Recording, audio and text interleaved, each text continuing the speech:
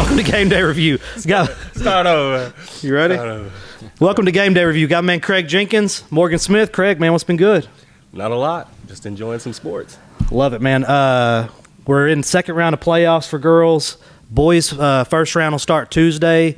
DCAB's going to be playing Mount Vernon in Prairie Land Tuesday at 6:30. Timon and AJ are going to take it down there. They're going to be the 2 seed playing, I believe, the 3 seed Mount Vernon in their district. I don't even know where Prairie Land is. Do you? I've heard of it, but I'm not sure. We got our off-camera guy. Brandon, where's Prairie Land at? I don't know. Suck, man. All right. Next, Atlanta's going to be playing Paris Cheatham in Pittsburgh Tuesday, 6 p.m. Who you taking in that one? Got to go with Atlanta. Atlanta has not lost. I think the only teams they've lost to are 5A teams. Yeah. Nobody's even came close. DCAB lost to them by 1 point late, but other than that, man, it's been just all domination for Damian Collins, Hunter Allen, and crew. Didn't Allen have like an ankle injury? Maybe Allen hurt his ankle really, really bad. And speaking of him hurt his ankle, one of our sponsors, cryotherapy over at the retreat, worked cryotherapy on that, and he was able to play his senior night. And I'm telling you, I didn't think, when I first saw it, I didn't think there's any way this kid's playing basketball. So he's doing a lot better. Yeah, he's back 100%. Definitely one of the key players on that Atlanta team. Yeah, I mean, he's a senior.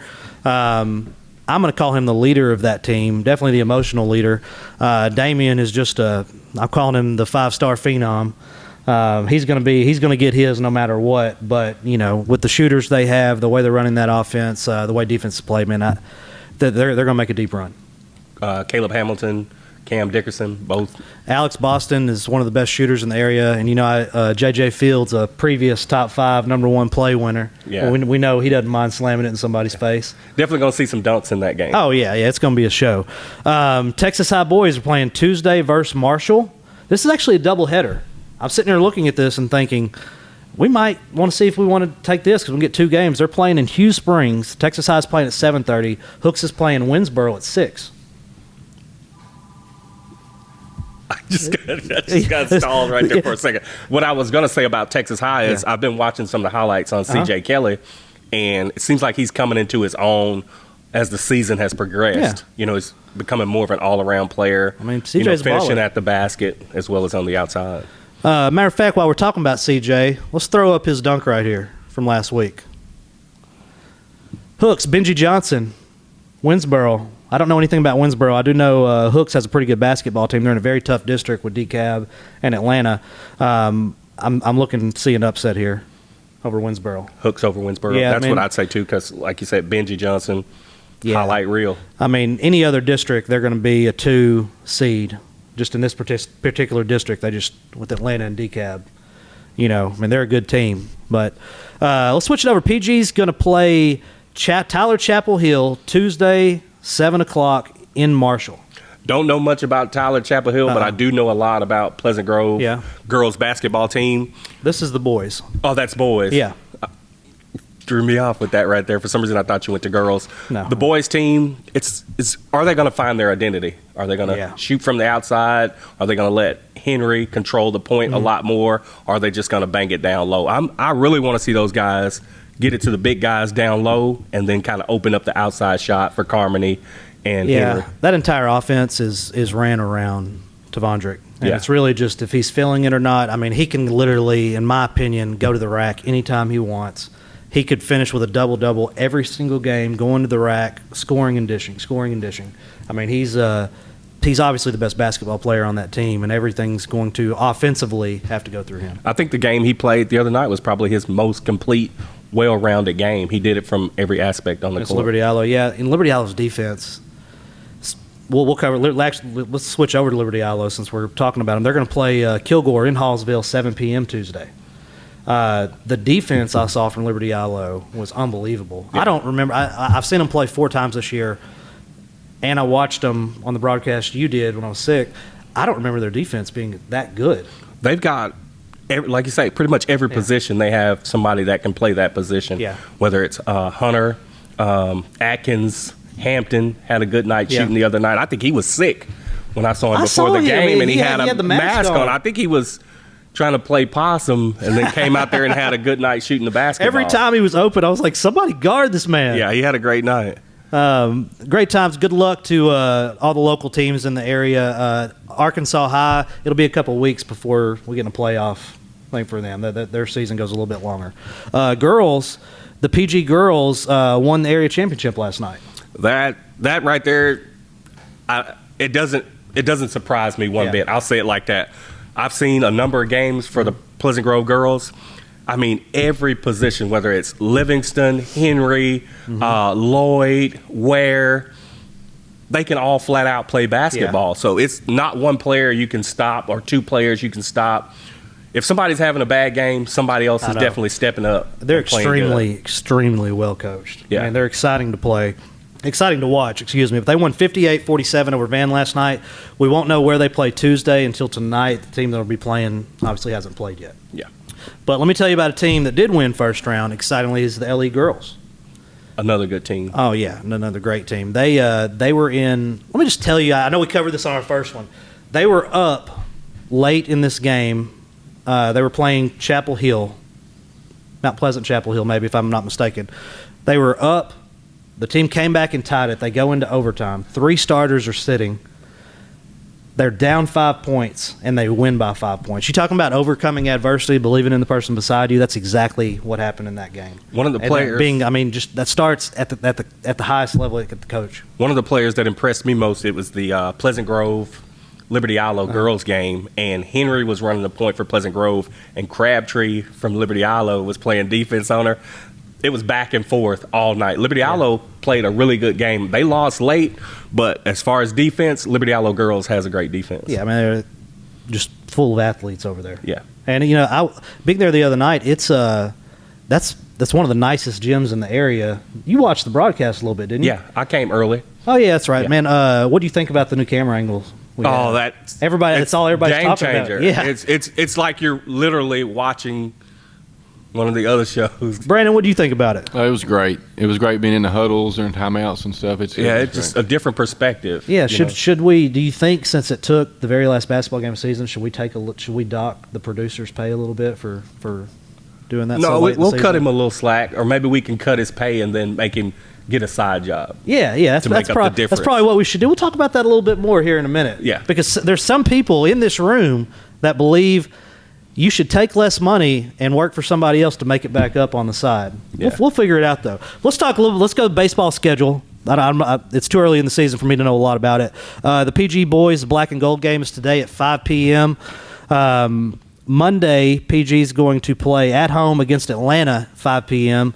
Liberty Islo scrimmaging Redwater today at 6:30. On the 24th, which I believe is Monday, LE versus Queen City at LE, 6:30 p.m. Texas High takes on Atlanta at 5 o'clock today. And Monday, they'll face North Lamar at 6 p.m. That's what's going on in your local sports. Let's talk national. We're going to switch gears a little bit. One thing I want to mention again is not necessarily the Dak Prescott contract. It's what Emmitt Smith came out and said, and I'll read what he pretty much said. He said, "How much money are you willing to leave on the table? The Cowboys are a marketable organization. Instead of taking 35, would you take 28 to leave some to sign Amari Cooper?" My question is, do you feel it's okay for like another player to comment on money that's due to somebody else? Emmitt Smith's a hater. I'm just going to call it like it is. Emmitt Smith is a Hall of Famer. He's one of my favorite running backs ever, but him talking about Dak's contract like that is just borderline inappropriate because Emmitt took all the money he could get in the 92, 93 season. I mean, he even held out. So why he's even talking about it, I don't even know. But if you ask me to take less money working for you, but you tell me, hey, yeah, man, but you can go out here and get these side gigs to make up that $7 million or whatever it is, I'm going to go into free agency. Some quarterbacks have done it. We're talking about the Tom Brady thing. Dak has already made a comment that he's not married to Giselle. Okay, so in my opinion, you get as much money as you can get. And I don't know why people are so torn on this, like he's doing something wrong. At what job have you worked at where you didn't want to make as much money as possible? Every job. Why is it different? Because we're talking about millions of dollars? No, it's because it's the Cowboys, and a lot of fans say, well, we haven't won a Super Bowl with Dak. But if you look at Dak's numbers over the past 3 or 4 years, he's been on the incline each year, whether it's passing yards, touchdowns. He's done a relatively good job. I feel like the Cowboys put themselves in this situation by not signing Dak. They should have signed him after preseason. the second year, maybe the third year. But you still wanted to see more, and now you're in a situation where you're forced to have to maybe – I wouldn't give him the 40, but the way the NFL is set up, he slots in the Jared Goff, Carson Wentz area. It's only right. I don't feel like Emmitt Smith should have opened his mouth on that. I feel like he should have just said, hey, he's been doing his part. Maybe they can come to some kind of agreement. He didn't have to say yes or no on that. And I feel like that's where Emmitt Smith overstepped. Let's ring into Brandon Lohr, see what he thinks on the topic. All right, so if he leaves the extra money on the table, he can leave Amari. Amari will have enough money to get there. But if he – because he really – look at last year. Amari came in, and that's when Dak really took off. So if Dak takes this money and they don't have the money left to spend for Amari, and Amari walks, what is Dak after that? Oh, he got paid, but what's he going to do after that? Here's my thing. He's going to show up to work every day and get paid. Okay, so he says I mean, they're not going to win a Super Bowl anyway. So it's either about the Super Bowl or it's not. I'm a season ticket holder. I love the Cowboys. They're not winning the Super Bowl. But here's my thing. He said Dak should take a little less money to sign Amari. Okay, why doesn't Dak take a lot less money and go out and sign Amari Cooper, bring in Dez Bryant again? You know, you're saving all this money. Why not just give up all your contract, play for league minimum, and bring in another 10 guys? Why doesn't Amari take less money to get to play with Dak? Well, he's probably going to take less money because he's a receiver and he's not the quarterback of the Dallas Cowboys. But I can guarantee he's going to expect to be paid as one of the top receivers in the league. I'm with y'all. He should have already been paid. There's no question about that. I'm just saying he's got to take less money so other people can. So it's pretty rare for us to be talking about a Dallas Cowboy player that's not getting paid. Yeah. Jerry Jones pays people. Yeah. It's almost an insult, honestly. And I mean, I'm not a huge Dak Prescott fan. I mean, I think he's a dump pass specialist that looks good. That looks good on paper. Look at Drew Brees, Tom Brady. Dump pass specialist. You could even argue Peyton Manning was. The numbers look great on paper. Tony Romo definitely was.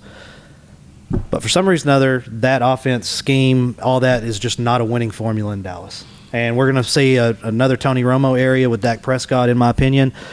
I like Dak. He's a likable person, and I do think he deserves this money.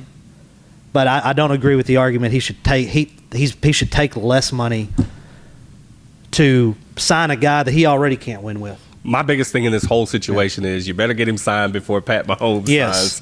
He may not get the Pat Mahomes money, but it's only going to force Dallas to pay more money. And then on the flip side of that, you do not want to franchise tag a quarterback. That, I mean, if that guy gets disgruntled, it's going to be rough. I think it's insulting to his teammates for him to not be able to get paid. If they don't pay Dak or they try to franchise Dak, it's just going to make other players say, hey, you know, maybe we should search free agency. Teddy Bridgewater of the Saints, when he hits free agency, if he gets the 30 to 32 million, like the experts are claiming, a backup quarterback who will start wherever he goes, but $32 million, I mean, why would Dak take 28? I mean, I wouldn't take that if I were Dak. And I mean, I know we're talking millions of dollars, but at the grand scheme of things, there's a formula that goes in. And these are the top 5 guys or the top 10 guys. Where do you fit in there? And your contract should fit into what they're being paid. Yeah. And I don't know why anybody would say, "Oh, take less. You need to take less money for the betterment of the team." Let's move over to the NFL. I need you to admit I'm right. I agree with you on that. Okay, Brandon, admit I'm right. I agree with most of that. Yes. But here's one thing we're not thinking about. Though. You know, Brandon can't admit nobody's They're right. fixing to raise the cap after this year. So let's say he takes the tag, the franchise tag. Okay, in that sense, he's going to get more money because they're going to raise the cap. There's going to be more TV money. They're about to sign new TV contracts. Okay, so in your sense, it should be better for him to take the franchise tag and wait till next year. Plus, Patrick Mahomes will get his deal, so he'll get more money then. So if you want him to get more money, here's the thing about that. That's the worst way to look at it. If Dak takes the franchise tag, he comes out, plays, suffers an injury like what's the kid from Alex Smith, broke his leg, got infection, almost died. Just now being able to come back. Who's to say he's even going to be able to play through that contract? That's the risk of Yeah, the being same put on thing the with Des franchise Bryant. tag. Brandon, Des Bryant hated being franchise tagged because you get injured, it's done. You have a Yeah. season, there's nothing guaranteed. It's that's a risk. business. No question, that's a risk. It's a business. I'm not agreeing. I'm just saying, if he wants more money, it might even be worth holding out more. It's a business. You got to always bet on yourself. We have our resident non-expert Brandon Lawrence arguing with us. But when it comes to the NFL CBA, this one expires in 2021, so they're Okay. kind of scrambling to get it done before that. They've got one that the owners have agreed to. You know, it adds that 17th game. It drops one of the preseason games. It cuts down on the testing time for marijuana. It adds a playoff game as well. Yeah, adds a playoff team.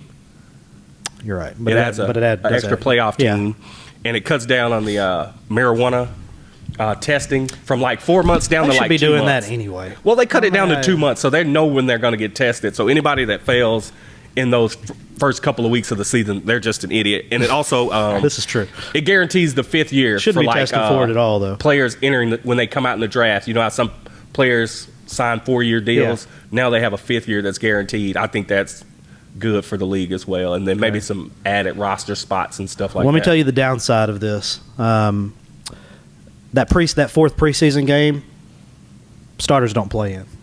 Okay? So they are literally, they're not taking a game away and it's all the same. No, they are adding another game. Yeah. All right? Let me tell you how this is beneficial to the owners outside of just right now money. That 17th game that they're going to make money off of, that extra playoff team that the league's going to make money off of, all this revenue. Hear me on this. All right? Every time the NFL has added a game, you can Google it, Brandon. All right? Every time they've added a game, one game, the average career length has gone down in players' careers. They don't play football near as long. 7 years is when you get your pension in the NFL.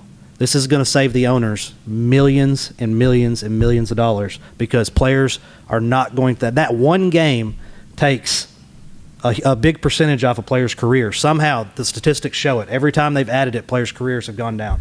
The length of players' careers have gone down. So if I'm a player, I want it. As a fan, I want it. But there are a lot of angles we have to look at on this. The owners are being sneaky as well as the NFL. And now that this information has been released, they don't look so, we're doing everybody a favor, which you ain't going to trick me anyway. I know the starters don't play in that fourth preseason game. Yeah. So they literally are adding that. So, and what is the revenue share going to go up to? Another 1.5% to the players or something for that one game? Yeah, I think it was like 1, maybe 2%. It wasn't very much. Now, the revenue share off that extra week, I mean, they're probably putting, I bet you the minimum goes up $150,000 off that one game to a minimum player, a minimum athlete. I don't know that number to be fact, but it's going to be somewhere in the ballpark of that. But to like a Dak Prescott, his revenue share is going to be higher. Yeah. And then playoff games, the revenue share goes up. You know, we all think like, all these players are millionaires. Like, that's not the case. Definitely like not the the NFL case. is not. I mean, there are millionaires, but there's like the top 10% make 90% of the money. Yeah. Okay, so the NFL's doing no players favors here. I'm sorry. It's set up to be a business. We say that, but why is the NBA so transparent? This is an athlete-driven league, the NBA. They can change the all-star format because the fans want it. Why can't the NFL be that easy to deal with? Because the NFL has different owners. That's another thing. Different owner. I can name a ton of NFL owners. I can only name 2 NBA owners. Yeah. That's a problem. This is a owner formatted league, which there's nothing wrong with that. But they got to listen to the fans and the players, and they're just not. They're calling the player. You know, what was it? 2 years ago, said we can't have the players running the prison or something. The Houston Texans. It's something along those lines. I mean, that's a ridiculous statement to make. I saw that J.J. Watt came out and he was a hard no for this collective bargain agreement. I don't doubt. Emmanuel Sanders, he was with the Denver Broncos. Mm-hmm. And when it was close to them getting ready to go into their bye week, he was traded to San Francisco. So he didn't get a bye week. So he basically played the 17 games, the playoff games, and he was just talking about how hard it is on your body just picking up those extra games, and that they were against it. They need 2/3 of the players to vote for this. I don't think it's going to happen. Oh, definitely not. Especially right now, if you look at how old the average age is in the NFL. It's kind of the oldest it's been in a long time. They're not going to get 2/3 votes. Yeah. There's just no way. All right, let's switch it up a little bit. Let's talk about the NBA. You got a lot of injured players. You got Damian Lillard out 3 to 5 weeks. Kyrie Irving, season-ending shoulder injury. Marvin Bagley out 3 weeks with a foot injury. Clinton Capella out 3 weeks for the Hawks. Do you think a lot of these injuries are going to impact the positions going into the playoffs for these teams? I think that's going to be a huge impact on it. You'll see some of those teams that can get up from that 9th, 10th spot maybe up into the 8th playoff spot. Injuries always make a difference. You just name some really big name players. Of course it's going to make a difference. Yeah. I don't have the strength of schedule in front of me, so I'm not going to say what I think is correct. But Lillard being hurt, I just don't know how they're – and I think they're maybe the 8th, 9th spot, pretty close right there as to not making that playoff. Who's the team in LA right now? Like who's the king of LA? I'm going with the Lakers. I say the same thing, but if you look any other show or online, everybody's like Clippers. Why? It's because the Clippers are constantly making moves to try to guarantee that they will be that team to beat the Lakers. In the 7-game series, the Clippers are good. I'm not going to take that from them, but I don't like this. I'm frustrated with the NBA right now over one thing, and this is this Kawhi Leonard resting stuff. I can't stand it. I'm somebody who will, if I'm going to take my kid to a Maverick game, to see a player. I can't afford to sit courtside, but I can afford to sit in the top 10 rows. Yeah. If they're not playing the Lakers or something. And I've had this happen to me before with Kobe Bryant. When he went, I drove all the way to San Antonio. I wanted to see Kobe. I wanted to say I saw Kobe Bryant play in person. And keep in mind, this is 05, 06-ish, so we don't have the technology we have now to let me know. I didn't know he wasn't going to play. He just didn't play. I was pretty upset about it. Yeah. Because I drove all the way down there to watch him play. I got to see Tim Duncan and all that. That's great, but I drove down there to see Kobe play. I feel bad for these fans who some of these fans, it's got to be like their vacation. I'm going to take my kid to see one of the greatest players ever play basketball, and he doesn't. Here's my thing. I can understand, maybe taking a day off here and there, but consistently during the season taking games off, I think it's just the way that the league has become. Like we just said, that the NBA is a player basically run league. So I don't who's like going to come down on Kawhi Leonard and say, well, you need to play every game? Kawhi Leonard say, okay, I'll go over here to this other team that'll be more accepting of me. If you're injured, you're taking injured. The time off. But I think, at least play a quarter and a half. Yeah. You got people who pay to see you play. Honestly, if I'm going to go to a Mavericks game, if Luka Porzingis isn't playing, I'm not going to go. Yeah. But if I buy tickets 6 months in advance and then find out the week of, it's just going to be a letdown. Like my 6-year-old son may not care because he doesn't know the difference, but I want to provide my kid with that experience, and I can't. You go to see the stars. And it's just, it's frustrating. Like you turn on your TV, you want to see Paul George and him play, and it's like, oh, you can wait till the playoffs. Like, I don't have any money vested in it, but if I did, in tickets or anything, I'd be upset about it. Before we get away from the NBA, I want to talk about something that I heard today.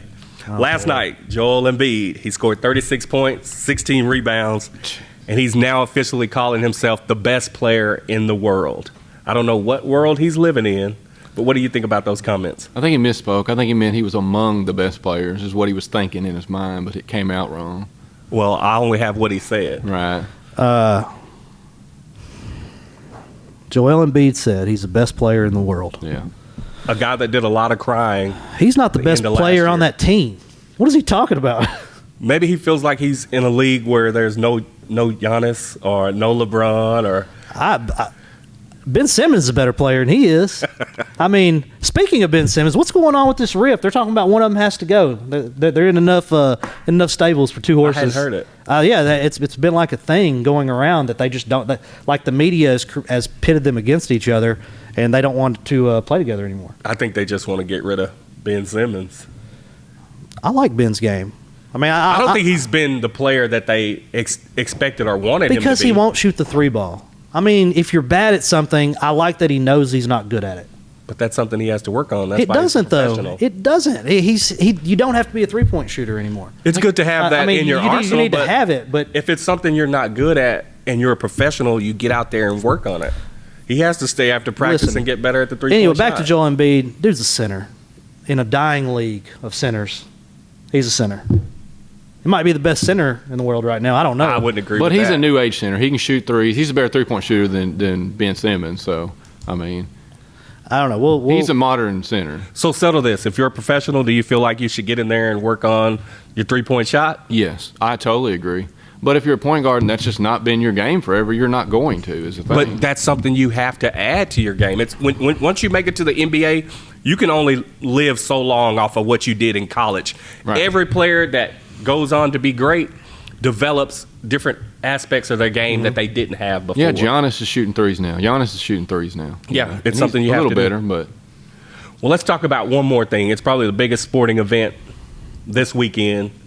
Fury versus Wilder. The first fight, a split draw. I had some notes on it. One card was 111 to 115 for Wilder, 114, 110 for Fury, and then the third card was 113, 113, which was a draw. And on that card, Fury won 7 out of the 12 rounds. Wilder won 5, but 2 of those rounds that he won were 10-8 rounds. That's telling me that without those knockdowns or whatever, Fury wins that fight. I don't even know what to tell these guys, man.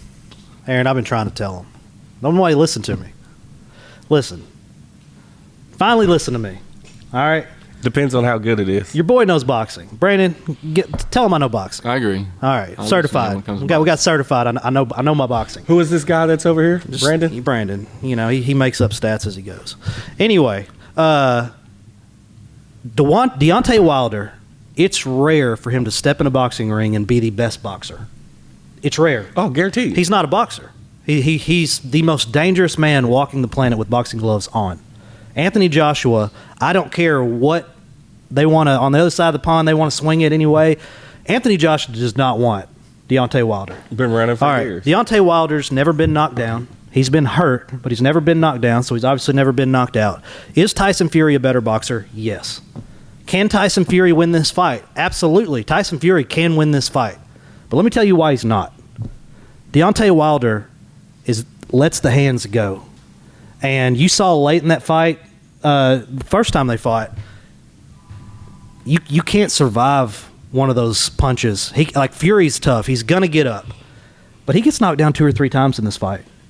And you can't win getting In knocked this down. upcoming fight? Yeah, he can't win. So you think he's going to knock him down 2 or 3 times? I think Fury's going to be hard to knock out. Because Fury's tough. I mean, I have a lot of respect for Tyson I don't Fury. think he gets I don't think he gets a knockout or knockdown. He may get a knockdown, but I'm actually thinking Fury's going to win this fight. And let me tell you why. I'm a firm believer that you have to beat the champion. You know, whether you knock him out, I don't think you can barely outpoint him. It has to be a good amount of separation in the points. But I think Tyson Fury is just going in there to outpoint Deontay Wilder, and he can easily do that. But he's got to watch that right hand, and I don't think it came in the 12th round, the last fight. I don't think he gets it this fight. And it just sets up a trilogy. I think you're wrong. Boxing is too rigged. I'm saying it's going to be I think classic rigged I'm almost game. positive what I'm about to say is correct. You're saying it, so you should. Well, Deontay That doesn't mean we have in to all of agree with Deontay Wilder's fights, he's only had 3 that didn't result in a knockout or at least a knockdown. That's true. Okay, so Fury has been knocked down by a lot of people. He's gonna. I mean, it's a crazy statement to say he's not getting knocked down in this fight. If Deontay Wilder went in there, and he's gonna land some big shots. So how many knockdowns did he have the last fight? He had 2. Okay, and I just told you One of them came late in the 2 12th round. judges nearly scored this for Fury. So this was You can't win pretty a fight. close to being a loss. You can't win a fight. Honestly, you can win on scorecards, but we both know you get knocked down a couple times. Man, it's Las Vegas. Las Vegas has a way of screwing boxers. That's your show for today. Craig Jenkins, Morgan Smith on Game Day Review. Tell him, Craig. We are out of here.